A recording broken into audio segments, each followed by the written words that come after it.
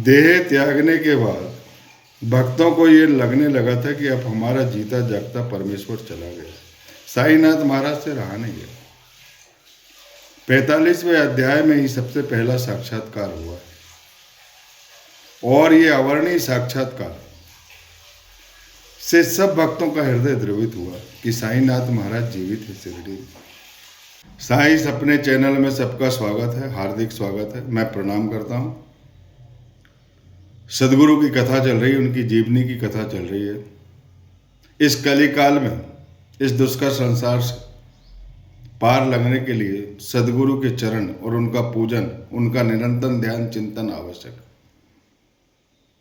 और सदगुरु एक ऐसी माता होती है, वो अपने पुत्रों को दुखी नहीं से देख सकती, उनके कष्टों का हरण करती है, दुखों का हरण करती है और उन्हें सुखमय जीवन प्रदान करती है। साईनाथ महाराज ने अपने परम भक्त काका साहब दीक्षित का जब पुण्य काल उदित हुआ तो उन्होंने विदेश इंग्लैंड से उन्हें वापस बुलवा लिया और उनके मन की पंगुता दूर की और उन्होंने बताया कि अपने देश में, अपने देश की आध्यात्मिक शक्ति ही पर्याप्त है, बाहर के भौतिक सुखों में कोई आनंद नहीं। वे आत्मविभोर हुए, आनंदित हुए, मन उनका प्रसन्न हुआ और वो इंग्लैंड छोड़कर भारत देश लौट आए। और साईनाथ महाराज की ऐसी कृपा हुई कि वो उनके सानिध्य में पहुंच गए, उनका आशीर्वाद प्राप्त हुआ उन्हें। और वो हमेशा उनसे कहा करते थे, एक नाती भागवत और भावार्थ रामायण का तुम नियमित अध्ययन करो, बहुत कल्याणकारी सिद्ध होगा। और बाबा के आशीर्वाद से वो एक नाती भागवत और भावार्थ रामायण, इन दो विषय का, इन दो महान सदग्रंथों का अध्ययन वो करते थे। उनके साथ काका महाजनी भी। एक समय चौपाटी में मुंबई में माधवराव देशपांडे भी उनके घर पे थे, काका महाजनी भी थे।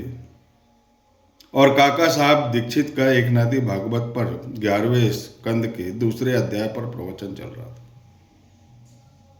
संवाद चल रहा था। सत्संग में सब बैठे हुए थे और वो समझा रहे थे। जो नवनाथ की भक्ति पद्धति है उसके बारे में बता रहे थे। नवनाथों ने राजा जनक को जो भक्ति की पद्धति बताई थी उस पर संवाद चल रहा था। और संवाद चलते चलते उन्होंने माधवराव देशपांडे से कहा कि नवनाथों की भक्ति का क्या कहना, बड़ी अपरंपार लीला है, बड़ी महान भक्ति है, ऐसी कठिन भक्ति हमसे इस जीवन में संभव नहीं। और उन पर, उनके माथे पर चिंता की लकीर उन्होंने देखी, माधवराव देशपांडे ने। क्योंकि काका साहब दीक्षित कहते थे कि मोक्ष प्राप्त करना बड़ा कठिन कार्य है, लेकिन भागवत में जब नवनाथों की भक्ति पद्धति आई, इसका अंतिम सारांश यही निकला कि कलयुग में तरण तारण के लिए, मोक्ष के लिए ईश्वर नाम का चिंतन, हरि कीर्तन और गुरु का पूजन है। लेकिन उनका मन में संतोष नहीं हो रहा था, क्योंकि उन्होंने भक्ति पद्धति का जो संवाद था उसे ध्यान से पढ़ा। जिस भक्ति को राजा जनक ने नवनाथों के मुख से सुनी और वो विश्लेषण करने लगते हैं कि इस जन्म में मोक्ष प्राप्त करना कठिन है। वो सारांश पे नहीं जाते, लेकिन उनके मन में बार बार यही दस्तक हो रही थी कि नवनाथों की भक्ति की लीला बड़ी अपरंपार है और वो सहज कार्य नहीं है, बड़ा दुष्कर कार्य है, बड़ा कठिन कार्य है और वो संभव होना नहीं है और इस जीवन में अपने से संभव नहीं है और इस जीवन में अब निराशा ही निराशा है, पार लगने का कोई साधन नहीं। उनकी चिंता की लकीरें देखकर माधवराव देशपांडे ने कहा, क्या हम भक्ति नहीं कर रहे? क्या हम गुरु पूजन नहीं कर रहे? क्या हम गुरु के कहने पर धार्मिक ग्रंथों का अध्ययन नहीं कर रहे? क्या हमारी यह भक्ति नहीं है? क्या आप इस भक्ति से खुश नहीं हैं?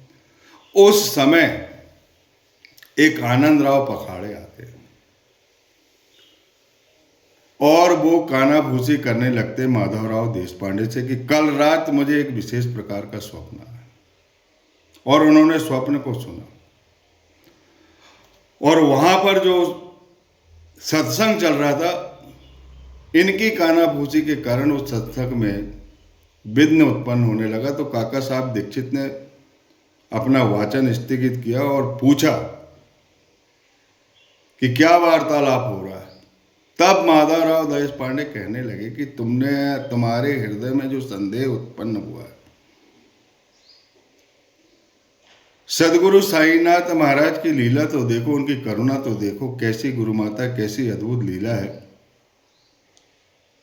वो प्रत्यक्ष ही समाधान अपने भक्तों का करते हैं और यही समाधान ये लेकर आए हैं, जरा इन्हीं के मुख से सुनो। वो अपना स्वप्न प्रेम पूर्वक सुनाते हैं आनंद राव पखाड़े। वो बताते हैं कि कल रात को मैं एक सागर में खड़ा हूं और मुझे चारों तरफ जल ही जल दिखाई दे रहा है, कमर तक मेरा पानी है। और उसी समय साईनाथ महाराज एक रत्न जटित सिंहासन पर समुद्र की सतह पर, सागर की सतह पर विराजमान दिखाई दे रहे हैं। उनके चरण पानी में डूबे हुए और मैं उनके चरणों पर गिरना चाहता था। उसी समय माधवराव देशपांडे उनके बाजू में खड़े और वो कहने लगते हैं माधवराव देशपांडे से कि इस कलिकाल में, इस दुष्कर संसार में, इस कठिन संसार में भवसागर पार करने के लिए, मोक्ष प्राप्त करने के लिए विशेष भक्ति की आवश्यकता नहीं है। केवल गुरु के नाम का स्मरण और चिंतन मनन किया जाए। और मैं वही मनन करना चाहता था, गुरु के चरणों पर मैं लिपटना चाहता था और गुरु के चरण पानी के अंदर थे। तब माधवराव देशपांडे से उन्होंने कहा कि गुरु जी से कहो, साईनाथ महाराज से कहो, मैं उनके चरणों पर गिरना चाहता हूं और उनके चरण पानी में है। मैं पानी में डूब करके उनके चरण कैसे पाऊं?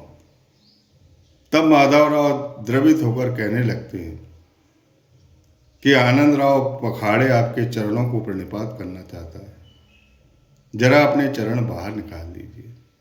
और उन्होंने चरण बाहर निकाले और आनंद राव पखाड़े ऐसे लिपटे जैसे मधुमक्खी अपने छत्ते से लिपटती। उनका प्रेमालाप हुआ, उनका मन आनंदित हुआ, उन्हें साक्षात्कार हुआ और उन्हें यह विश्वास हो गया कि इस कलिकाल में पार लगने के लिए गुरु के नाम का स्मरण, निरंतर पूजन, निरंतर ध्यान और विशेष भक्ति की आवश्यकता नहीं है। केवल गुरु से प्रेम करना ही पर्याप्त है। वही करता है, वही ईश्वर, वही इस कलिकाल से पार लगाने वाला है और वही मोक्ष देने वाला और वही मृत्यु के मुख से बचाने वाला। और ये जो इनका स्वप्न आपकी शंका के समाधान के समय साईनाथ महाराज की ऐसी प्रत्यक्ष लीला है और ऐसा प्रत्यक्ष साक्षात्कार है। वो किसी न किसी के माध्यम से अपने भक्तों के संदेह और कष्टों को दूर करते। और यह कष्ट तुम्हारा दूर हुआ, अपने गुरु का चिंतन करो, जिनकी वजह से तुम विदेश से वापिस आए। तुम्हारा मन आनंदित हुआ, मन की पंगुता दूर हुई और 2 धार्मिक ग्रंथों से आप पारंगत हो गए और जिनकी कृपा से तुम एक सच्चे कथाकार बन गए और कथाओं को समझाने में आप पारंगत हुए। क्या उनके द्वारा यह संभव नहीं है? ये उनकी ही लीला है। आनंद राव पखाड़े का जो स्वप्न है, इस स्वप्न को सुनकर के काका साहब के दीक्षित की आंखों से अश्रुधारा प्रवाहित होने लगी और वो कहने लगे कि कोई कितना ही संदेश क्यों ना दे, इस संसार में अनेक संत हैं, अनेक गुरु हैं, लेकिन अपना गुरु अपना पिता है, अपनी माता है।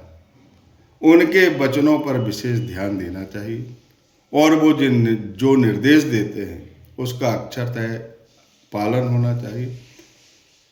इस दुष्कर संसार से पार लगने का एकमात्र उपाय है अपने गुरु के उपदेशों का पालन किया जाए। वह आनंदित हुए, द्रवित हुए और उनके मन की शंका दूर हुई। इसके बाद यह स्वप्न यहीं नहीं रहता है। आनंदराव पखाड़े को वो बोलते हैं कि मेरे माधवराव देशपांडे को एक जरीदार को धोती दान कर देना। पर वो जरीदार धोती लेके आते, लेकिन माधवराव देशपांडे उस धोती को नहीं लेते जब तक साईनाथ महाराज मुझसे नहीं कहेंगे, क्योंकि गुरु ही करता है। उन पर, गुरु पर उनको पूर्ण विश्वास है और उनका हृदय कहता है, उनका मन कहता है कि जब तक मुझे साईनाथ महाराज नहीं कहेंगे मैं यह धोती स्वीकार नहीं करूँ। लेकिन स्वप्न तो टूट चुका था। केवल साईनाथ महाराज की प्रतिमा के पास काका साहब दीक्षित हमेशा जब भी संदेह उत्पन्न होता था उनके चरणों पर 2 पर्चियां रखते थे, एक स्वीकार और एक अस्वीकार करके।